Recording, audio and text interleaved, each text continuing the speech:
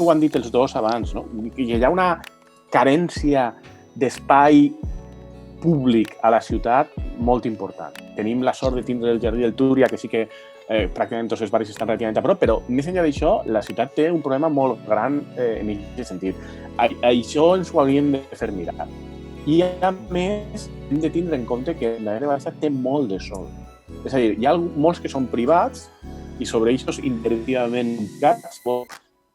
Tot i si hi ha crisi econòmica, hi ha experiments molt xulos a ciutats del nostre entorn, per exemple Saragossa, sobre com incentivar que els que són privats puguen tindre usos provisionals, però els que són públics, amb el patrimoni municipal del sòl que té l'Ajuntament de València, jo no puc entendre com aquests patis que estan buits no estan en ús per a fer places, per a fer espais encara que siguin provisionals per a lloc de xiquets, per a esponjar la ciutat. I jo crec que ahí sí que a nivell de barri seria molt bo que els col·lectius de veïns, que això ho reclamen sempre, tingueren capacitat de decisió a les juntes de districte per a posar, encara que fora provisionalment, en ús aquests patis buits quan no ho estan.